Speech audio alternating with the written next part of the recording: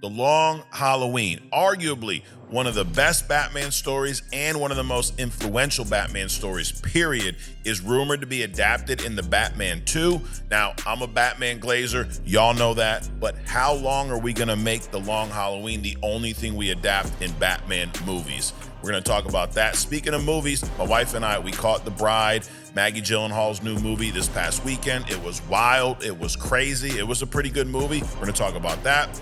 We got Zack Snyder, aura farming with the best of them, posting photos of Wayne Manor, posting photos of his John Stewart. A week after the spoiled nerds cried about the lack of green in that Lanterns trailer, we got this dude putting out his John Stewart. The weird energy continues.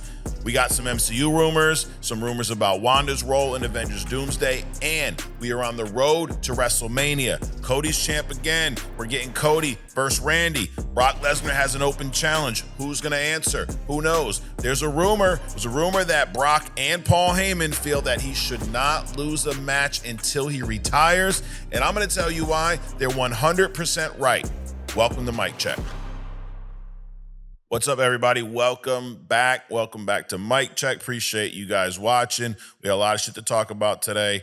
I hope everyone is doing all right. I know there's war going on right now. I know some of y'all are overseas. I don't know if we have any fans in that area, but I do know back home in the U.S., how it affects us. It affects us like this. I called this morning to order some oil, get some oil delivered to my home, because in Connecticut, at this time of year, it's warm during the day, gets a little cold at night. My tank's getting a little low.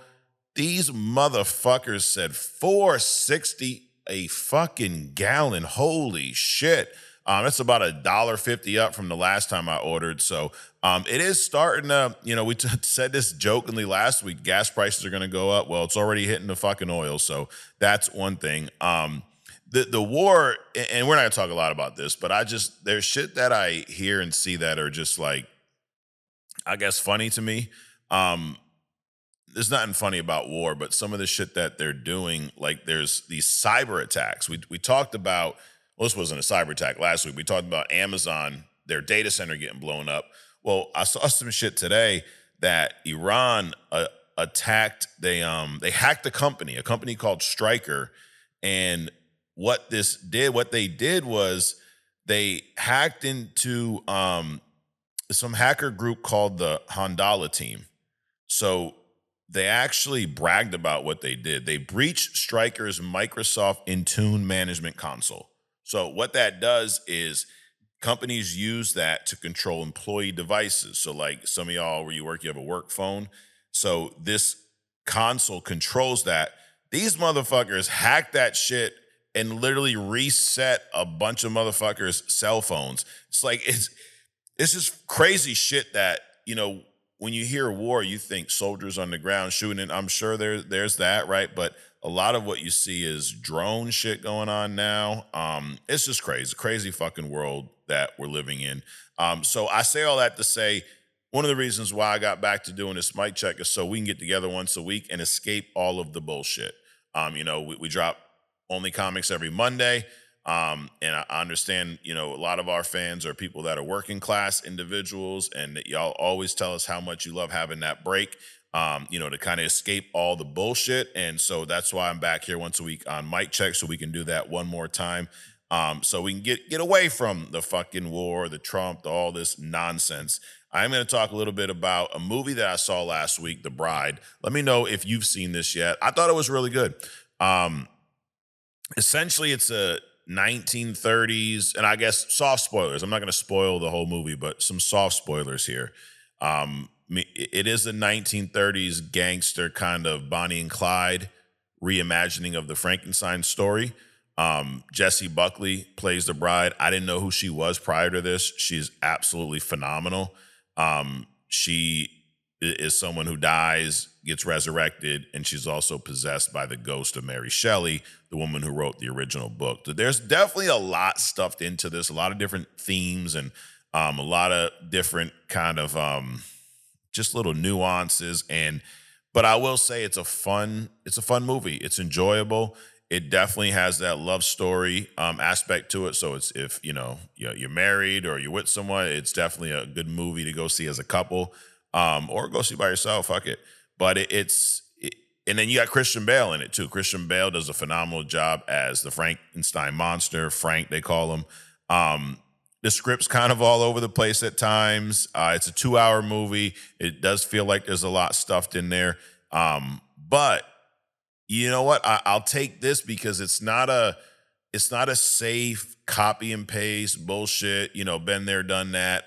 Rehash of it, even though it does rehash the Frankenstein story a little bit. Me personally, I never got into any Frankenstein content, so this was obviously know the story. I mean, it's very popular, but this was cool. It was a cool story. I liked it. So I definitely, I did the what the fuck Rotten Tomatoes on Only Comics, but I definitely recommend this. If you're and it speaks to something we were talking about this past week as far as comic content goes, but content in general, there's a lot of shit coming out this year. I mean, I feel like I've been to the movies more the few months of this year than I did, for a good chunk of last year, or at least the last quarter of last year. So, and that's going to continue. We saw there's a Mortal Kombat trailer came out. We talked a little bit about that.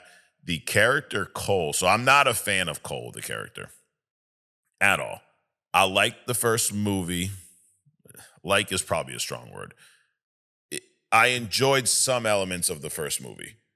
It's not as good as the 1990s Mortal Kombat movie. It's definitely not. Obviously, the graphics and the the CGI and shit's so much better now. It felt like more of an intro to Mortal Kombat than an actual Mortal Kombat movie. Not having the tournament was a big void. But what I've seen in the trailer so far, I like. And I heard some rumors about Cole, and they were asking there because he is technically a descendant of Scorpion. So there's a rumor that he may actually become Scorpion in this movie. I'm not crazy for or against that. I just think the character is fucking boring. I don't like that they created a new character for a movie, for a series like Mortal Kombat, where you have so many characters. I mean, y'all remember the damn character selection screens? There are dozens of characters in every Mortal Kombat game, probably fucking over 100 or more in their whole lore. So you don't need to create a character when you have all these motherfucking characters already there. Speaking of characters, one of my favorite characters, actually my favorite superhero, Batman. I'm a big fan of the Batman. I mean, you guys see the Batman shit behind me. I got the cowl back there. I got some Batman figures, and then we're continue to build this out. But the Batman, one of my favorite Batman movies. I'm a big the Batman glazer. My boy Battinson. We're finally getting some news about the Batman 2. This is long fucking overdue. So far, what we've heard about this, we know that Scarlett Johansson is in this movie. We don't know exactly who she's playing. We know that Sebastian Stan is in this movie. I don't know if they 100% confirmed it, but we're pretty sure he's playing Harvey Dent. The rumor about Scarlett is that she's playing Gilda Dent, or some version of Gilda Dent in this story. They're also talking about casting Harvey Dent's father, who we've not ever seen in live action. We've definitely seen him in some comics.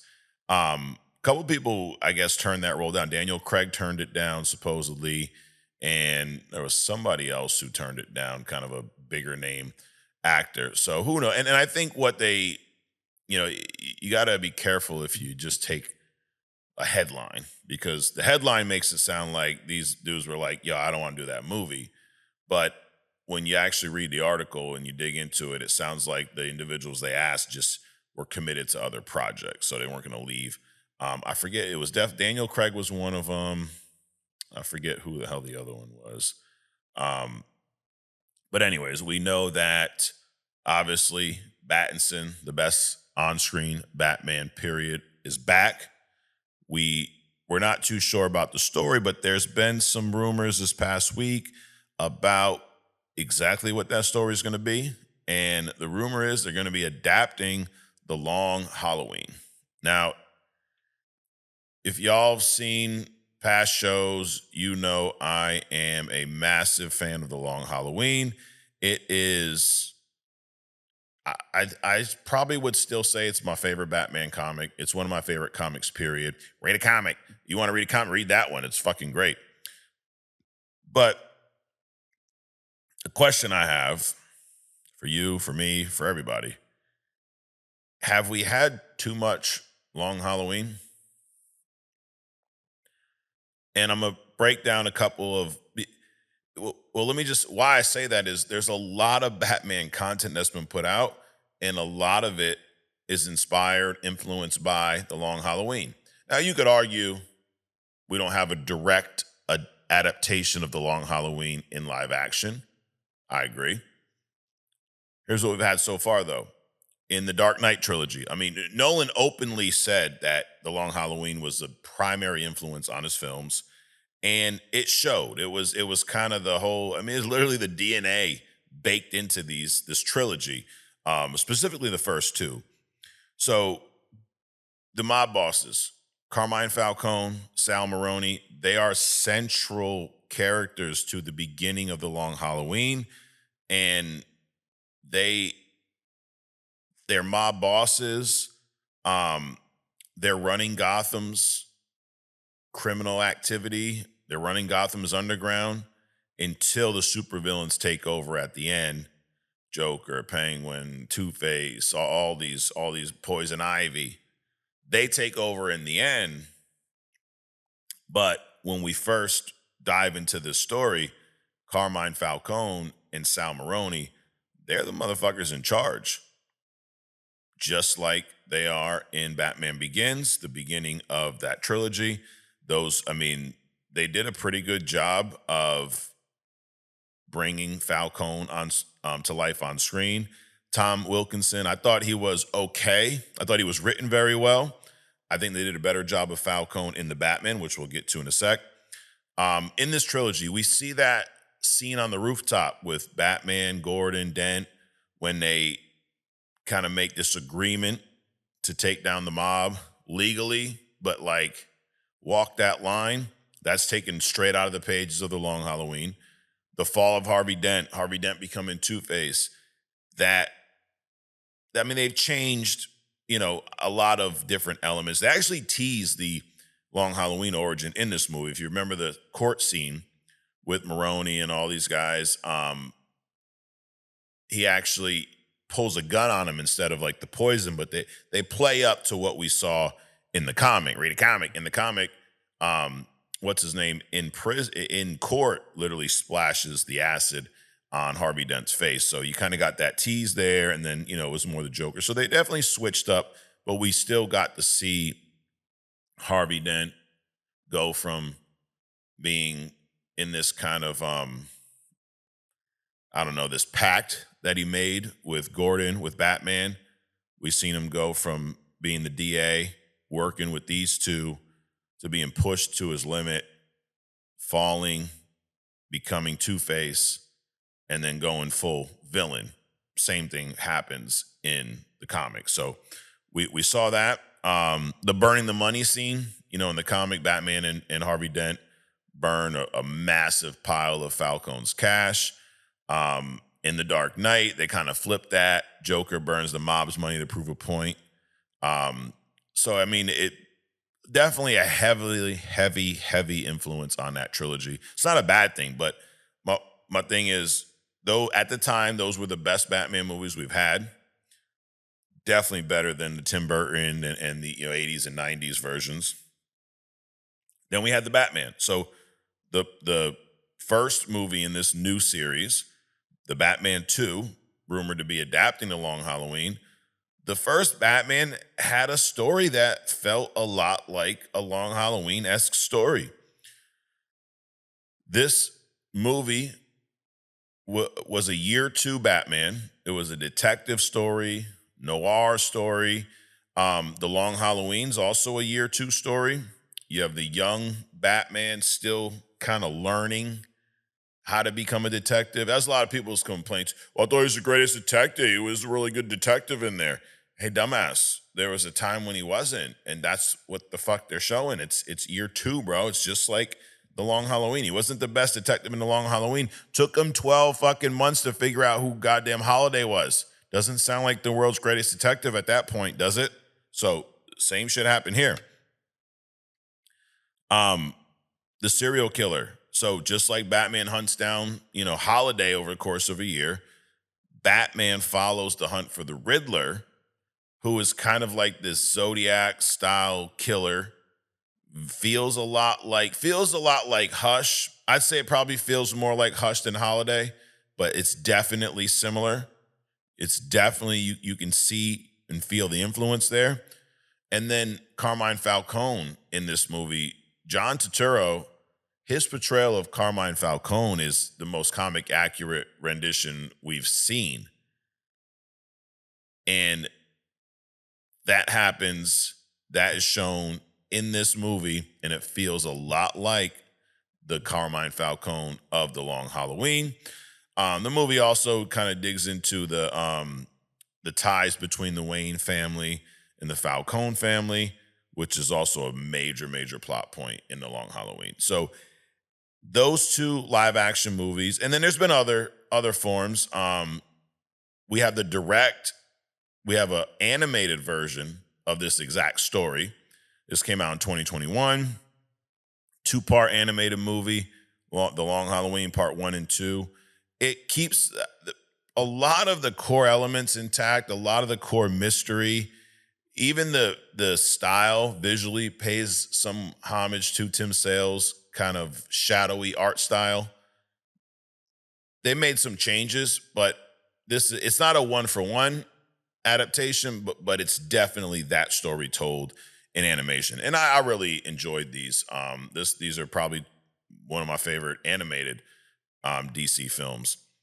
Then you have the Arkham video games. Arkham City has, this is just a small little piece, but there's a side mission involving the Calendar Man.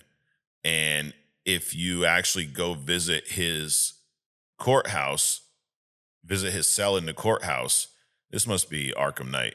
And on real world holidays tied to your console's clock, he'll kind of recount a specific murder or event related to that day, really kind of referencing his role in The Long Halloween. He's in the cell just talking about, holidays and shit. And then Gotham, the show Gotham, pretty good show. I know we've got some fans of the show. Y'all have definitely commented about this. That show borrows a lot from the power struggle between Falcone and Maroni crime families, and a lot of that the show's run kind of explores how these supervillain, these costume wearing villains slowly push out the mobsters. So the point is, we've seen a lot of The Long Halloween in a lot of Batman content. Have we had too much? Too much Halloween? Too much Halloween candy? Is it? I don't think so, dude. I really don't. I think that story is that phenomenal that even though we've seen bits and pieces here, I'm ready for a real full-blown motherfucking Long Halloween adaptation with Scarlett Johansson playing Gilda Dent. So that means she's possibly, I'm gonna spoil it for you. She's possibly Holiday or one of the killers. I'm down with it. The one thing that I feel maybe a little bit redundant is another Two-Face turn. Like we saw that in Dark Knight. It was great. Maybe that doesn't happen in the Batman 2. Maybe that happens in the third one. I don't know. Either way, though, if we're gonna get a real holiday killer on screen live action, then I'm down with it. Let's do another Long Halloween. Let's just do that shit right this time. Not that they didn't get it right, but I should rephrase that. Let's go balls deep into the Long Halloween, not just a tip like they've done in a lot of these other movies and shows. Speaking of Batman, speaking of Batman, speaking of DC, your boy Zack Snyder's Justice League, he's fucking back at it. He's teasing something for the 5th anniversary of Zack Snyder's Justice League. He's sharing photos. He's aura farming. He's definitely keeping the energy weird. He shared a photo of Wayne Manor, the set from the Justice League Snyder Cut, and he wrote, it's on social media, it says, 8 days from now, we mark the 5th anniversary of Zack Snyder's Justice League. Okay. And then he's quoting Diana and Bruce from the movie. He says, Diana says, you said the age of heroes would never come again, Bruce. And then Bruce says, it will, it has to. 5 years later, and the age of heroes still feels very real, Snyder says. So what the fuck's he doing? Is he teasing some type of announcement for the anniversary? Is he just being a little aura farming fuck? I don't know. Since then, he posted a few more shots. One of Jason Momoa as Aquaman. Another one is Henry Cavill as Clark Kent, as he loves to do. And he posted a poster, but the last piece is he shared a never-before-seen look of Wayne T. Carr as the Green Lantern, John Stewart. Literally, like a week after everybody's crying and bitching, everybody, half of y'all are fucking crying and complaining and bitching about the Lantern's trailer. Oh, there's not enough green. Oh my God, he's not using the ring right, and you don't hang the suit like that. And okay, bro, okay. People are like, well, you get on here and for 20 minutes you complain about, this, and you talked about Jason Momoa's makeup as Lobo. Yeah, I said I didn't like the look. I didn't complain and say that it was going to be a bad show because of it. I didn't say I was going to boycott. I didn't say that's why DC's going. I just said that one picture, that one little clip, the makeup looked a little messy. That's all. Didn't say it was going to be bad. I actually am excited for Supergirl. These motherfuckers are just writing this shit off. It's like I was talking about today. Some motherfuckers still ice skating uphill. Some motherfuckers just talk shit because they want to be a critic. They want to go viral, bro. They want to get my take out there. They think they're going to just say some off-the-wall shit and everyone's going to just jump on them, meat ride them, as the kids say. It's not how it works. It's not how it fucking works. It's hard work. Fucking day in and day out. You keep doing, you gotta keep putting shit out. It's not, you're not just gonna make one little video talking some shit and then blow up. You might. It's 1 in a million though. And I think everyone fucking thinks they're just gonna be the critic. They're gonna say, a hot take, bro. Like, I hate that fucking saying, a hot take. I don't have a hot take. I just have shit that I fucking say. I just have my opinion. That's it. It's not a hot take. It's not a cold take. It's just what the fuck I'm feeling at the moment on that motherfucking day. That's it. And I feel like this motherfucker is an aura farming fuck, and the timing is too weird. You could argue, well, it's the 5th anniversary. Okay. The Snyder verse has been gone, dead, buried. Lantern's trailer just dropped. Why are you posting pictures of your John Stewart? First time ever. It's weird, dude. It's fucking weird. But anyway, speaking of weird, Punk and Roman, WWE. Dude, WWE is just, I'm trying. Like, we're on the fucking road to WrestleMania. WrestleMania is like a month away, not even. I think something like that. Maybe about a month. And this is probably, it's probably worse than last year. I don't remember being less hyped for a WrestleMania since I started watching again, back in, 2014, I think, WrestleMania 30. I was hyped for WrestleMania 30. 31 was great. 32, even the ones that weren't the greatest Mania, they still had a decent build. This one, our two main matches, Cody won the belt back last Friday on SmackDown, beats Drew McIntyre. Cody's going to Mania, Cody versus Orton, a match that I think a lot of people were wanting when, once Cody came back to WWE. I know they got their little mentor, type of relationship, mentor-mentee type of relationship from when Cody was part of Randy's little faction. I think they'll have a great match. I'm wondering, why did they even put the belt on Drew in the first place? And what is Drew going to be doing at Mania? Probably a Jacob Fatu match, right? I gotta imagine that, and I'm not I'm not a diehard Drew McIntyre fan. I gotta imagine that Drew McIntyre fans probably aren't happy about this. Probably think he's getting shit under the stick. Like, dude had, and it's kind of been the theme with his titles, right? Like, he won the belt, and then he got cashed in on, right? Damian, and then he originally beat Brock Lesnar in an empty fucking performance center, which isn't his fault, but that was his WrestleMania moment after having a great fucking moment in the Royal Rumble with Brock. And now he loses the belt on SmackDown. It was a good match, but on SmackDown a few weeks before Mania. Crazy. Speaking of Brock Lesnar, it's a rumor that Brock does not want to lose until he retires. And that would indicate he's retiring probably soon, probably within the next year or so. I don't think he's going to make that statement and, plan on retiring in 6 years. That'd be weird. And a lot of people are upset about, oh my God, how's he get this guy off my screen? Brock. Dude, Brock Lesnar should not lose a match until he fucking retires. And here's why. People go, well, Oba Femi, he should win that. Dude, he's a phenomenal talent. He is phenomenal in the ring. He's different. He's got something special. Should he beat Lesnar right now at this part of his career? Where's he going to go from there? You're going to go, dude's been on the main roster for like a week. You're going to go from wrestling Rusev on Raw or SmackDown, whatever the fuck it was, to going over Brock Lesnar, which is going to put you in the main event picture. What about all these other guys? What about Braun Breaker when he gets back?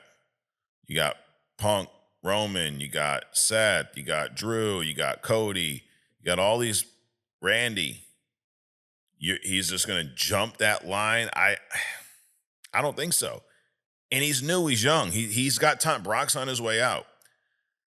Here's why you don't have him go over right now.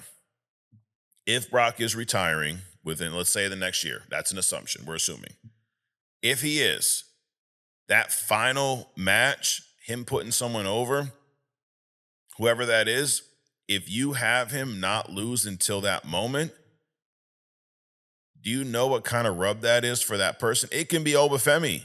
He could lose now at Mania in a back and forth match, like a fucking great match. Holy shit, he almost won. Oh my God. And then fast forward to a year, he gets his rematch, and then he actually slays the beast, retires the beast.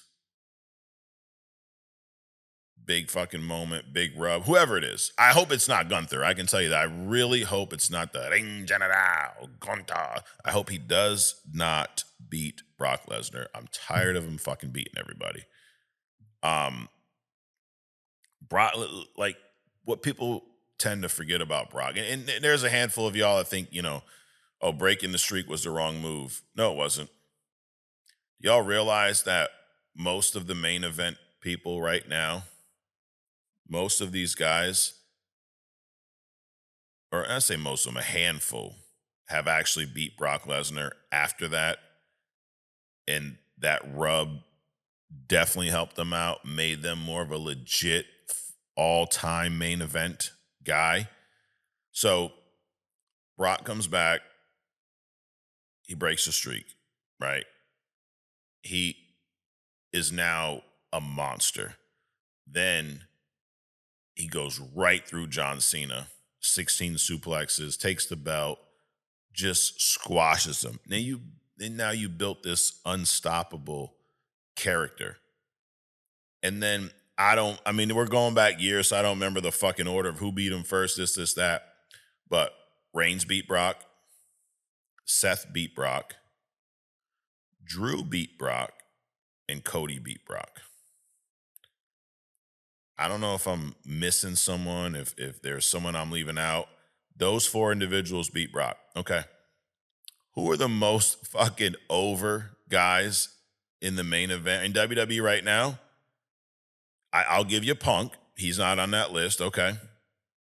Roman Reigns, Seth Rollins, Cody Rhodes. And you go, well, Cody, they're falling, it's not as hot as it used to be. Maybe not. And I'd put Drew in that top, maybe not 5. I'd probably put Randy above him, probably a few others. But Drew's in that conversation. Problem for Drew was he beat him on a Mania during COVID, Performance Center, all that nonsense. But all of these guys were bigger stars, bigger main event people after beating Brock Lesnar. I don't, there's no one that can convince me that that's not the case. So you go, well, then have Oba beat him right now. Yeah, but Brock's been back. He's had, one match since he was back, squashed John Cena, and then got thrown out of the Royal Rumble. You want to beat him right now? Really? Really? Right now you want to beat him?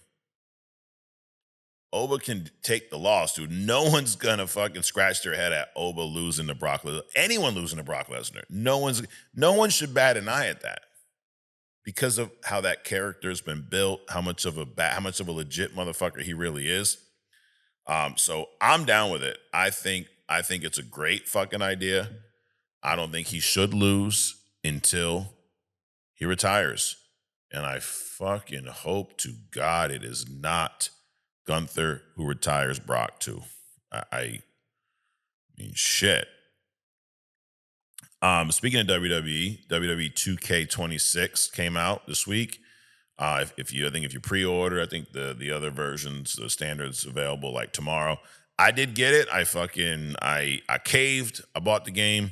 And I typically do play 2K a little bit every year. This one so far, I'm liking it. I like the change to the gameplay.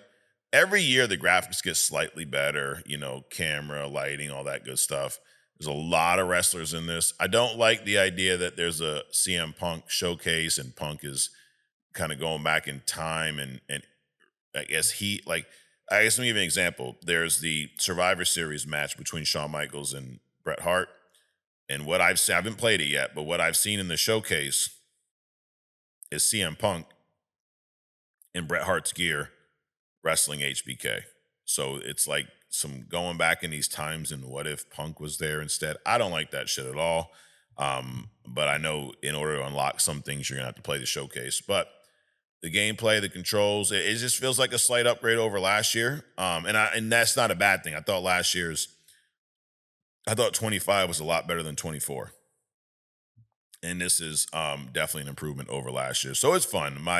I'll definitely play it some more over the next week and give you guys some more thoughts. But who has actually got the game? I know some people were talking shit on YouTube about it on one of our videos. Like, oh, it's bullshit. It's just a rinse and repeat, microtransactions and this and that. Whatever, dude. The gameplay's good. I like it. Hey, the thing about microtransactions is you don't have to fucking buy them. Well, I wanted, fucking Gunther's outfit from when he was in NXT. Okay, cool. We'll fucking buy it then. Don't complain about it though. I don't know. I definitely probably paid way too much. I got the big fucking package with all the characters, but fuck it. Who cares? It's a fun game, and I like to play it with my son, whip his ass, and sometimes he whips my ass, Speaking of games, Marvel Rivals. I've not played this game in a minute. I did see, though, they have their own Road to Doomsday. Wonder where the fuck they got that idea from.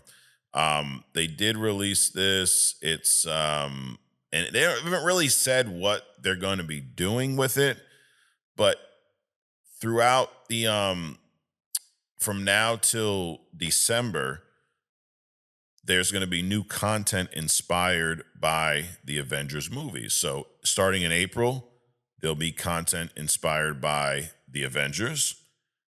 In June, Age of Ultron. August, Infinity War. October, Endgame. And then on December 18th, there will be Avengers Doomsday themed content. So we don't know exactly what it is. Here's what they have said, though. New heroes, new maps, new costumes, new game modes, new PvEs, new systems, and more. So are y'all still playing this guy? I feel like just reading this makes me want to get back into it, whoop up, pick Scarlet Witch and drain the fuck out of some motherfuckers, go on some kill streaks. It makes me want to get back into it a little bit. So I don't know if y'all are still playing or not, but I'm wondering where the fuck they got that idea about Road to Doomsday, because we started that shit here. Last week was Winter Soldier. This week is Guardians of the Galaxy 1. We're going to talk about that on Only Comics. Speaking of Doomsday, there's a rumor, speaking of Wanda, there's a rumor about Wanda and her being in Avengers Doomsday. Now, she's not been confirmed yet, so she's one of the names that was left off. Everybody's like, oh my God, where is she? Oh my God.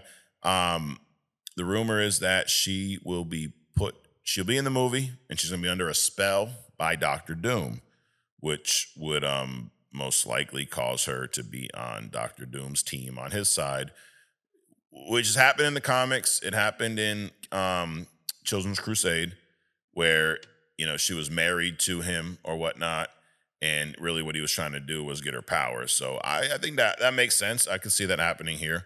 I'd be down with it. Plus, you know how I feel about our queen, Wanda, the Scarlet Witch. She should be in this. She better be in this fucking movie. Marvel and Sony are rumored to be interested in doing a Spider-Man and Wolverine movie. So we've heard we know that one rumor for Doomsday is that it's going to open with an incursion, but more specifically, it's going to open with Spider-Man and Wolverine. Tobey Maguire's Spidey, Hugh Jackman's Wolverine, sharing the screen together. They're fighting, allegedly, possibly, who knows. That being said, this is a whole separate thing. So they'll probably share the screen in Doomsday. May not be the last time, though. Maybe we'll get a Spider-Man Wolverine movie. If we do, who should be Spider-Man? What Spider-Man should be in the movie with Wolverine? Assuming it's going to be Hugh Jackman. My pick would be Hugh Jackman's Wolverine and Tom Holland's Spider-Man. Like, that's probably the cliche, the go-to, but I feel like that'd be fun. I feel like Tom, as that slightly younger, now college age, but the younger Spider-Man, I just think to Civil War, when he meets Winter Soldier for the first time, Bucky, and he's like, wow, you got a metal arm. Like, I could see him acting just as goofy when he sees Wolverine's claws and his healing ability, whatever.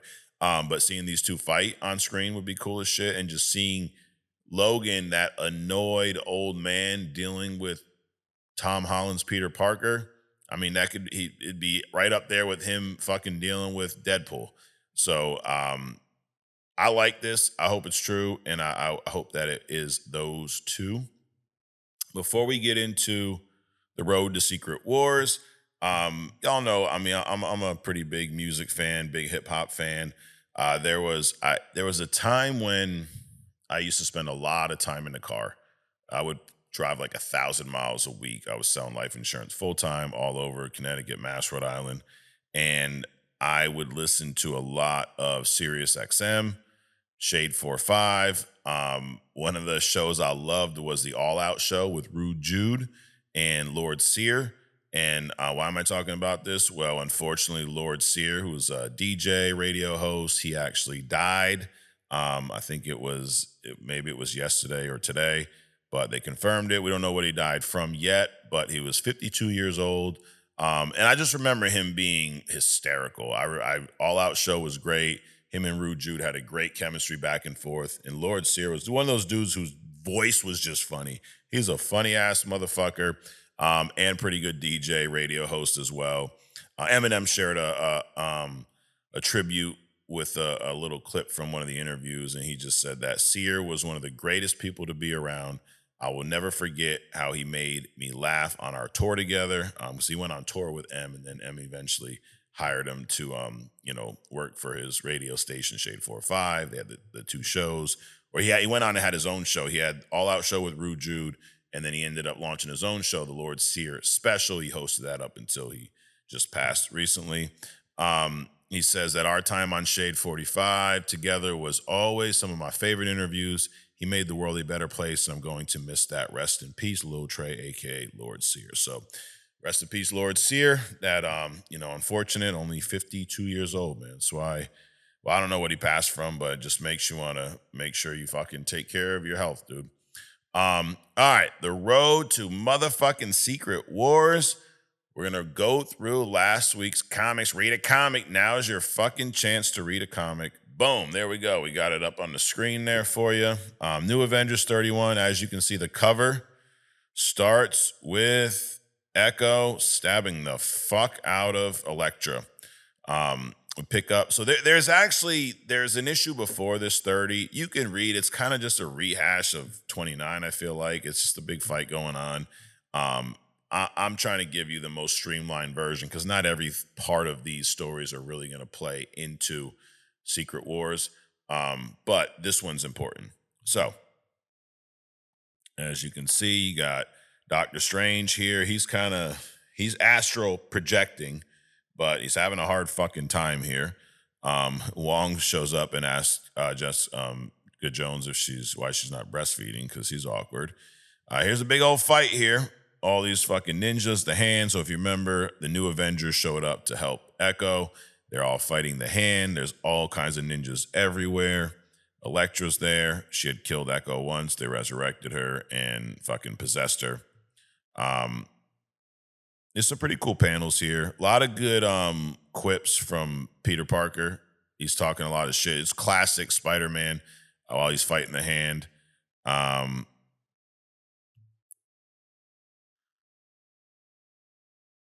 Luke Cage. Elektra's fighting with Luke Cage. She fucking sets him on fire here, which doesn't really do much to him. You got Wolverine is fucking slicing and dicing in this motherfucker.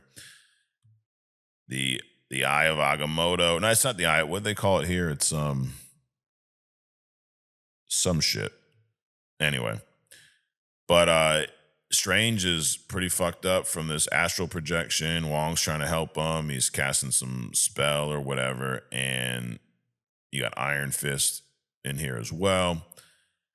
And they kind of waken Echo up because she was possessed after they resurrected her or realived her. Luke's like, bro, that shit you burn me, whatever, ain't gonna do shit to me. He keeps going. So he's fighting Elektra.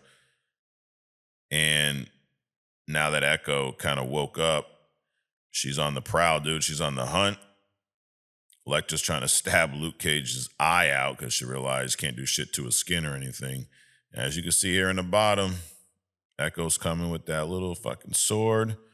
Bam! Shuck right through her fucking abdomen. Kills her dead. Fucking kills her dead. Drops on the ground. All the fighting pretty much stopped. And you can see here, that don't look like regular blood. And Wolvie's getting some scent. He's like, what the fuck is that? All the fighting stops. And they bounce. The Hand kind of bounces. And everyone's like, bro, what the fuck's going on? Spidey's like, dude, they never leave a body. Well, turns out Elektra was a motherfucking Skrull. Yes, if you are jumping ahead, this is going to tie right into Secret Invasion down the road. But this is a big, big, big twist. Who knows how long Elektra's been a Skrull. Also, who else could be a Skrull? I mean, if Elektra's one, why couldn't it be somebody else? Who the hell knows? Oh my God, look at Iron. Oh my God. He's using my tagline, my punchline. And Iron Fist's like, what does this mean? Well, bitch, what it means is she's a fucking Skrull, dumbass. And Jones is just sitting back with the baby, talking to Wong. Wong's like, yeah, I think she's worried about them. And he's like, they're alive. So, to be continued. We'll see what happens. Now we're going to jump into the Mighty Avengers. This is one that it wasn't a required read, like it's suggested. I like it because it does kind of tell the story of Iron Man forming this, new Avengers initiative day one. And it does kind of play into some stuff along the road to Secret Wars on the Hickman Avengers run. So it's definitely an important read. You see his new team here, Sentry, and we're going to go through this a little bit quicker. Sentry, Wonder Man, Ares, Black Widow, Ms. Marvel, and Wasp. There's some good dialogue between Tony and Danvers in this, Ms. Marvel. You see these giant fucking creatures from the underground. They're fighting. Tony's got, this was 4 hours earlier when he kind of brought Captain or Ms. Marvel into the facility, showed her his new kind of helicarrier thing he's got going on here, and basically says that she's in charge. She's going to be leading the team. He's got this database of all these people that, and he's looking to kind of assemble the perfect Avengers team. And they kind of go back and forth. He gives her some input. He overrules her in some ways. But it just goes through the formation of this team. Simon Williams, he kind of teases her about having a thing with him.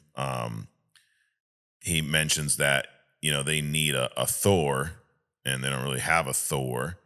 So she mentions Ares as a Thor / Wolverine. They mentioned bringing in Black Widow, bringing in Janet Van Dyne. And so they were putting this little team together, and they're fighting these giant fucking monsters. It's, you know, it's like I said, nice little episode. Sentry's the one that they were kind of on the fence about. And there's a little fucking, this is funny right here. So he shows up. Danvers is wrapped up with this giant squib shit, and Sentry rips the fucking leg or the tentacle off. Says you're welcome, and then Ms. Marvel's like, yeah, thanks. You got Wasp here in the back. Says, yum.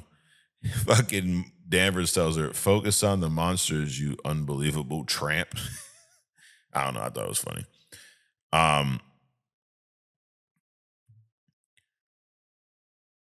You can see here where they show up to Ares' job site. He is, you know, pretending to be some construction worker for Fisk Construction at that. Blows his cover. They kind of go back and forth. Iron Man threatens him a little bit, and then he also offers to pay him to be part of the team. So that happens. And it is a flash back and forth between this fight with these fucking creatures and how it was all formed.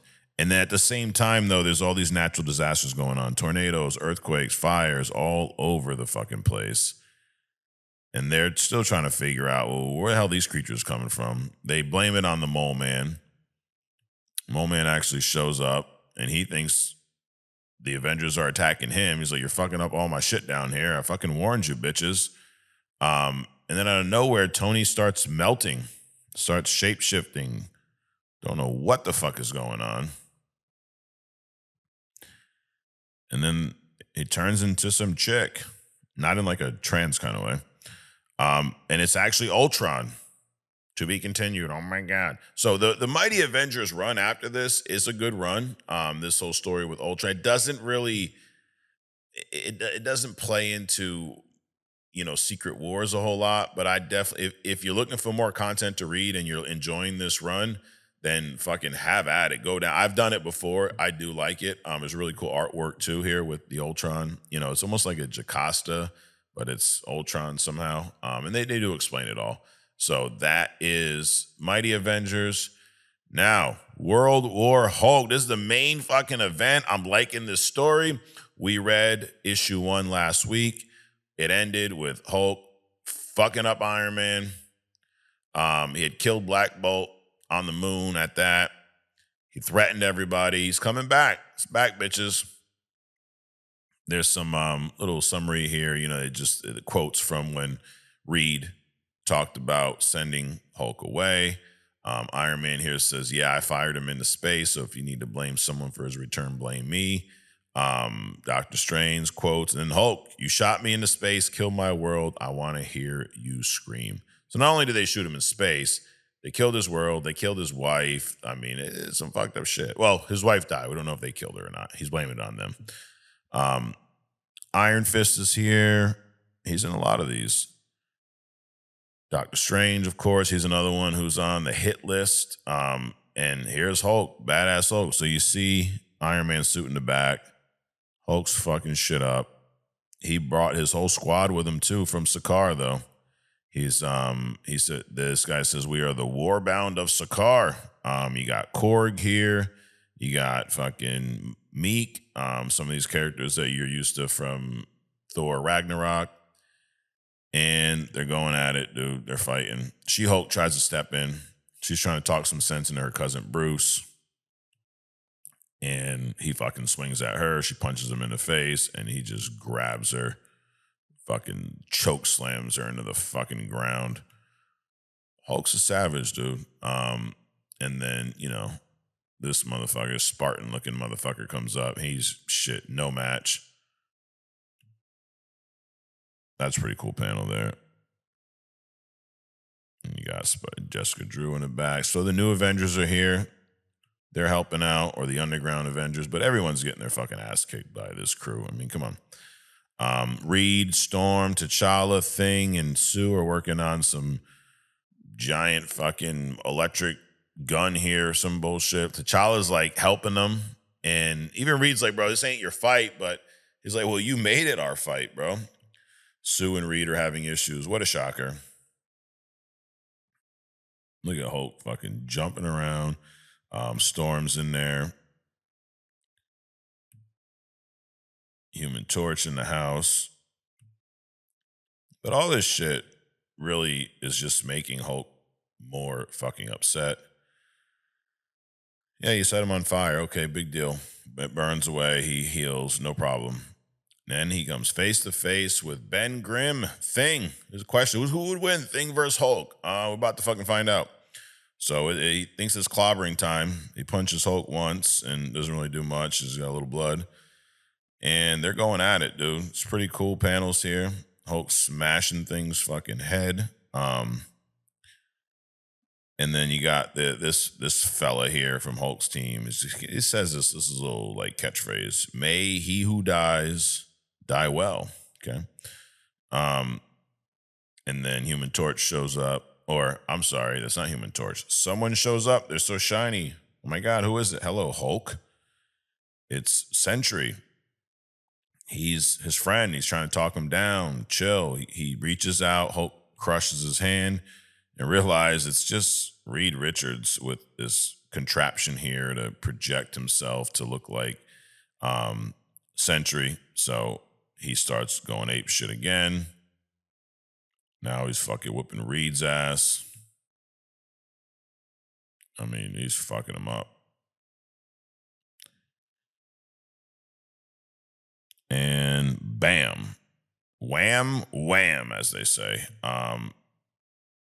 They failed. Now Sue's calling Bob. She's calling Sentry. And she's like, it didn't work. We need you. We need the real you. Bunch of people are protesting. A lot of people are on Hulk's side here, dude. He's got a whole fan club.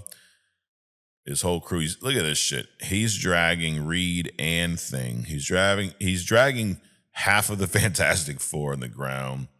Strange is being dragged on the ground too. I mean, most of these motherfuckers, dude, he came through and whooped fucking ass. You got Spider-Man in the background. Everybody, Ms. Marvel, everyone's fucked up. Crowds cheering. And then you got this fella here. Rick Jones, one of Hulk's friends. He's trying to talk him down. He tells him that Cap's dead. He tells him a lot's happened since he's been gone. And he kind of lures him in, and Strange, boom, looks for that opening. He's trying to get in his head the whole time. And what he says here is like, for this enchantment to work, the door must be open. He's got to kind of let him in, and he hasn't yet. Calling in more backup. And then who shows up? Fucking Ross, Thunderbolt Ross. The costume clowns had their chance, he says. So he's like, I'm going to fucking take matters into my own hands. And now we got World War Hulk 3. A little letter here, presidential memo for Ross. Basically telling him, like, fucking get to work, bitch. Shows up with his crew, and he talks a little history here about how they made a statue out of Hulk. They called him a hero, and then he lost his shit, and they basically blamed the costume heroes for this. They, basically they spoiled Hulk. They made excuses for him when he fucked shit up, and now look what we're dealing with. They're shooting him with adamantium. It's shredding through his skin, but he fucking heals. Who cares? Just gonna get more upset. And then Strange is trying to conjure up a spell here.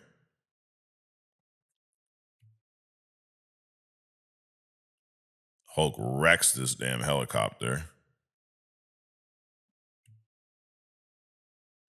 And then Strange gets in there.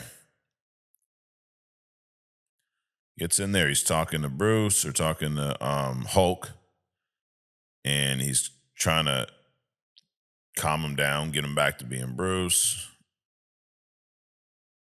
And while this is going on, as you can see the bottom, this is all in his head. Ross and his crew still shooting the shit out of the Hulk. You got the Sorcerer Supreme. He's getting bigger. Oh, my God. And he's trying to help him. He talks him down. Just let me, I'm your friend, he says. Turns him back to being Bruce. He shrinks down. All the armor's too big now. And he shows her, Bruce is showing them, what the fuck happened, bro? You killed my damn wife. The fuck, bitch? Strange kind of denies it, you know. He's consoling him. He's helping him. He's got his hand. And then he says, I've got you. What you mean I got you, bitch? Bam! Yokes him up. He's playing him the whole time. Fucks Doctor Strange up. Got his ass too. They're still trying to light him up. What's he do? Wreck a tank. Why the fuck not?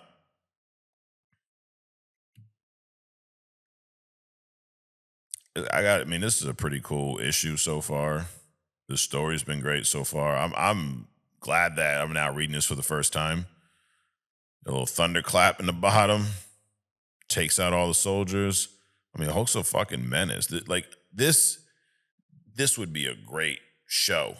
Great series. How about a mini series? 5-6 episodes of this. That'd be phenomenal.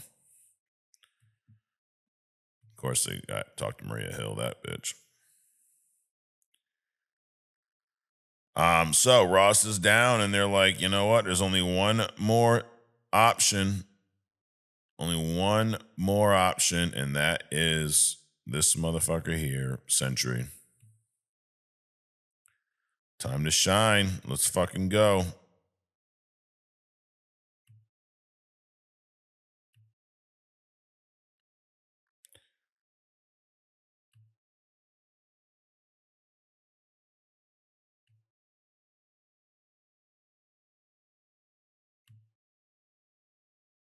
Strange and Wong. Now, Madison Square Garden. Hulk turns this into his own fucking arena, his own coliseum. You got a bunch of fans here waiting for him to fight. They're lining up. They want to see this shit.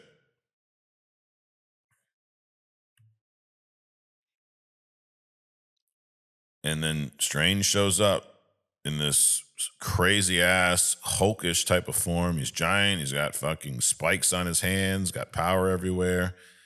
And so that's where this ends this week. I've never read this, so I'm looking forward to next week. I don't know what fucking version of Doctor Strange that is, but I can't wait to see him get his ass whooped by Hulk. So this has been, again, a fun read so far. So that was this week's. Next week, what are we reading? We're going to read a comic. Oh, my God. Well, let's fucking check it out here. Road to Secret Wars. Next week's comics are... So we just read World War Hulk 3. Next week, we're going to read World War Hulk 4 and 5. And then we're going to read The New Avengers Illuminati number 5.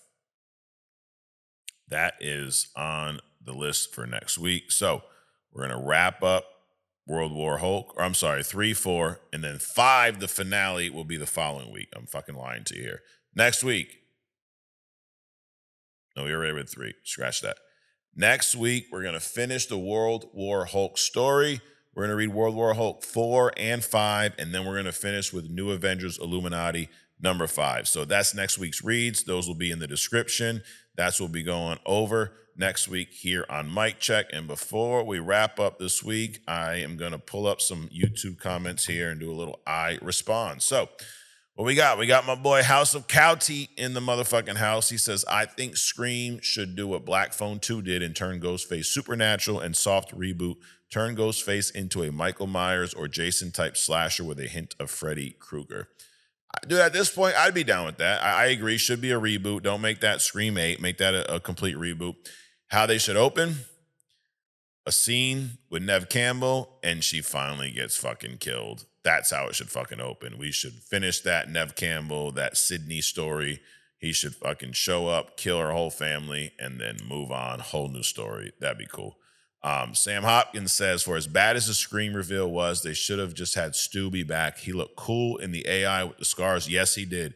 Use that look and boom, people would have gone nuts. Yeah, I mean, if they do a Scream 8, he could be the killer there, but I agree that it would have been cool if it was Stu. PJust23 says, Scream was straight up booty sweat. WWE 2K26 is a fucking scam. They're adding a battle pass and more microtrans. Oh, he's the guy. Dude, I mean, I don't think it was booty sweat. I think the killer reveal was buns, but I think the rest of it was really solid. I think the opening scene was one of the best in the franchise. And I mean, I don't see how WWE is a scam. I mean, just don't fucking buy it. Like, I know what I'm getting into. I know it's a game with microtransactions and battle pass, but every fucking game has a battle pass now. Every goddamn game has a battle pass. So who gives a shit? And I'm enjoying the gameplay. That's really the thing I enjoy the most about the WWE games is the fucking gameplay now, how smooth the matches are, how fun, how realistic they can be if you play the right way. I thought it was fun, dude. Kamikaze Z Cobra says, Scream sucked more than WWE. Now that's a stinker AEW. That's funny. He also goes on to say, man, who was day one with Scream? I'd rather watch that trash Scream series that came out on MTV a decade ago. Story plots made no sense. The kills were too goofy. The mother having the power to kill her son in the bar and impaling him. There's points of logic that made no sense. Sydney's daughter was cardboard and friends were bland, one-dimensional. The guy who was the nurse in the middle, he goes on and on. Yeah, I mean, dude, it's a Scream movie. It's a horror movie. And you're not going to have all this fucking deep characters and shit like that. Like, come on. The Captain Canada says, I feel like Thor should get a few minutes with Loki on screen before he gets killed off. Feel bad for Thor. Yeah, I mean, it would be cool to see them, reconnect on screen at least once.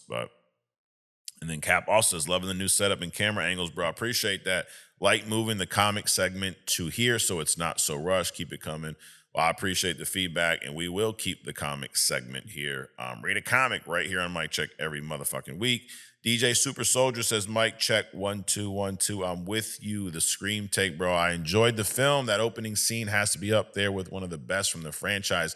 Yes, the fuck it is. Reveal was disappointing. One for next week. What's your ranking on the opening scenes? I did fucking read this and I did not rank them. I will do that though. I definitely know that the first one's going to be the best one, but this one was really good. Chamber was okay. Happy with the Orton win, but I definitely think we're getting a triple threat. I don't know, dude. After last week, maybe not.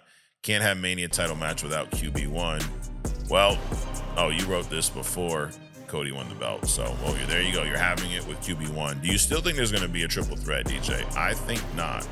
I thought the same thing last week, but I do not anymore. And that is, this guy went on and on. I'm not reading the whole thing. Anyways, those are the comments. Appreciate y'all checking out the show this week. Drop me some comments for next week. Get your fucking comic books out. Read a comic. And if you don't have the Marvel Unlimited app, you can get it. We have a link in the description, our affiliate link. Same price. We just get like 42 cents if you get it through us. So far, this run's been a lot of fun. I'm looking forward to wrapping up World War Hulk and getting into Secret Invasion right around the motherfucking corner. So that's Mic Check. Appreciate y'all watching. Subscribe if you haven't already, and I'll see you next week right here on Mic Check. Peace.